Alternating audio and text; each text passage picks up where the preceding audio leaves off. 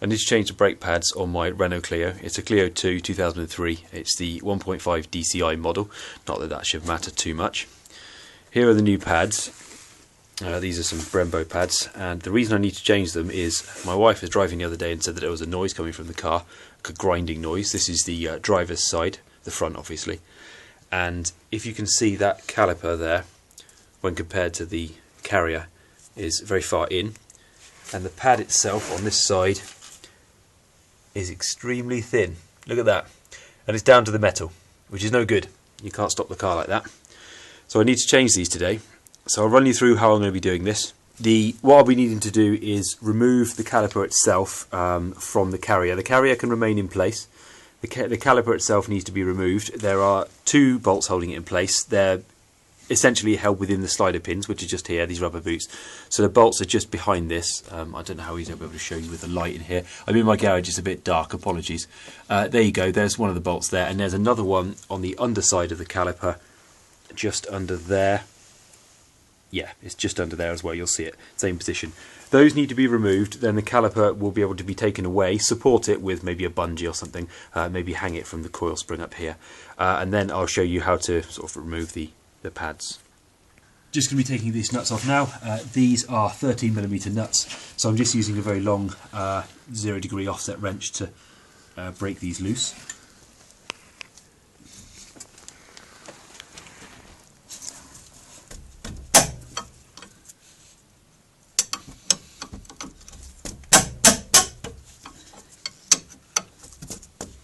You may sometimes need to counterhold the other side of the bolt, just this side, if it starts to move. Mine was slightly, but it's not now moving very much, so that's okay.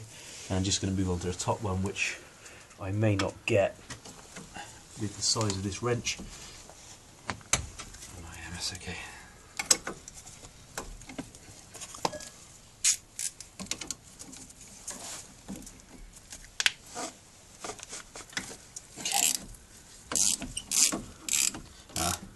Now this top slider pin is now spinning, so I just need to get an open-ended spanner on that and counter-hold it. You might see it spinning. Now there are flats on this, and this is a 17, so if you counter-hold it like that, you may need quite a thin spanner to get in there, quite a narrow spanner just to get in this position. There you go, now it's releasing. And that's the small nut that comes out. It's got some thread lock on it. You should probably replace these. They're likely to be sort of the type of bolts they recommend replacing. It's up to you if you do that. You probably should do it. I would say that you should do it.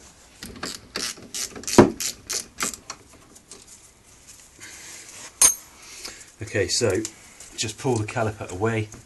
You might actually need to sort of wiggle it a little bit to free it up.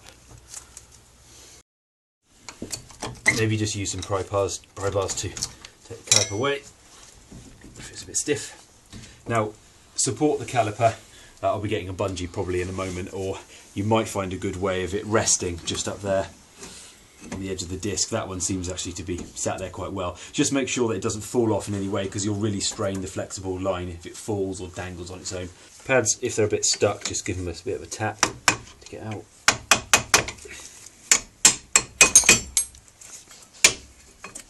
There. So really that there is the pad that's causing the problem. As you can see, it's along this edge here where it's completely worn down to the metal. It's slightly tapered. There is material, friction material throughout most of this. It's extremely thin. Don't know if you can see that. It's less than 1 millimetre definitely, and down there it's faded to just the steel backing of the pad.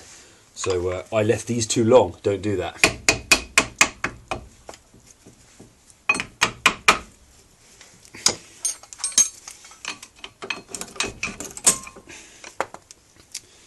And this pad has actually got a lot more meat left on it, funnily enough. That's at least 5mm all round, which uneven wear like that suggests that there might be a problem potentially with the sliders, so I might well be greasing these up later. In fact, yeah, that's my problem. Look, that slider is working fine. This one is seized solid. Now I had a problem with brake pads a little while back on this car, a couple of years ago. That was the same basic issue. The sliders, one of the sliders on the other side was seized. It wasn't moving properly. It led to some very bad uneven wear. That's obviously what's happened again. Normally, if you get some strange wear like this, it can often be the sliders. I just removed the slider pin. You can see it's bone dry and very crusty along here. That's the reason why it's been sort of held in place in here. So what I'll be doing with this shortly is cleaning it up with a bit of emery paper and using some essentially lubricating where it is inside here. Now, because this is coming into contact with this rubber, ideally you should be probably using silicone grease so it doesn't react with this rubber. I haven't got any of that, and also due to the high temperatures of the brakes, normal bog standard sort of Castrol lithium type grease isn't going to work very well. It'll sort of cook off fairly quickly, I would have thought. I'm going to be using some copper slip on this. It'll last a lot longer than lithium grease, and it may or may not do some damage to this, but to be honest, that will be measured over the very long term. So I'll just be cleaning this up, and because it was a problem, I will have a look at this side. And the boot came off differently. Yeah, now that's still got some grease on it. You see it's slightly slick. That was from me last time, and it's still moving quite well in there. As you can see, it's sliding very well. So I'll just do this with this side, and when I look at the other side, it's quite possible this problem will be happening on the other side too, so I'll have a good look at that. So I've just put the caliper back on with the top nut in the slider back here, because the next stage for me is going to be to push the piston back in to give me some space to put in the new pads. Now, previously I used to just disconnect the top cap, take off the top cap in the engine bay, and sort of push the fluid back up that way, but there is a school of thought that says not to do that because you might be pushing it back against seals in a master cylinder. Maybe not a good idea, and really the best solution is actually just to open the bleeder nipple, which is just back here, connect in your hose, just add a hose on the end with a suitable bottle, which is down there, my wine bottle down here, and then just, well, as you're squeezing this in, your excess fluid will then drain out into this. It's probably a better way of doing it rather than opening the top cap. So I'm now going to attempt to squeeze this out. Hopefully it doesn't go everywhere. So I've just squeezed that all in now, so just show you that is, there's the piston pushed all the way back in, and because I've done it this way there's no problem with pushing fluid back past any seals in a master cylinder. Don't forget to lock off the bleed nipple. This is an 8mm, so just lock that back off up there.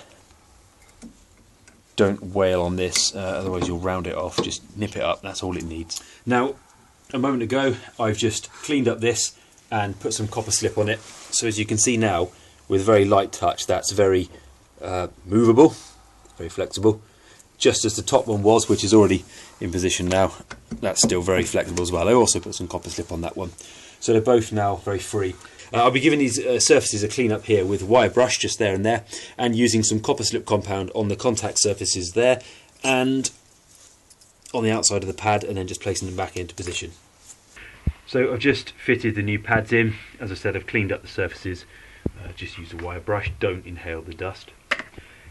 Just basically try not to breathe at all, period. When you put the new pads in, put some copper grease on the contact surfaces up here, and each part of the pads, top and bottom. Just slide the new pads into place. Make sure they are sort of relatively free and they can move. You don't want them to be completely seized in place. That's another problem. You don't really want that, so just make sure they can move. Now, the caliper piston has been slid all the way back in. One of the bolts is back in, but I do need to renew that with one of the new ones. I will do that in a moment. And always make sure that on these particular pads, the anti-rattle springs are positioned like this, so make sure they're flat like that, because what they do is push up against that back sort of inner part of the caliper here. If when you close this down you see one of those little rattle springs poking up through this gap, bring it back up and twist it flat again. They need to push down against the caliper.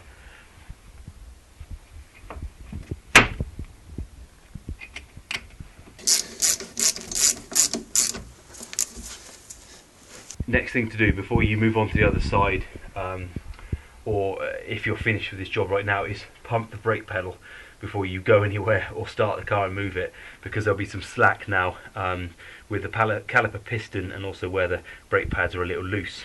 So pump the pedal in the car a few times just to take up any slack, and only then go for a drive. And also check the fluid level in the reservoir as well, just to make sure it's not below minimum. Now, we haven't sort of pushed the caliper back in to push any fluid up, so it shouldn't be overflowing, but just double check it after you've pumped the brake pedal to make sure it's not below minimum. Top up if needed with .4 or whatever your car takes.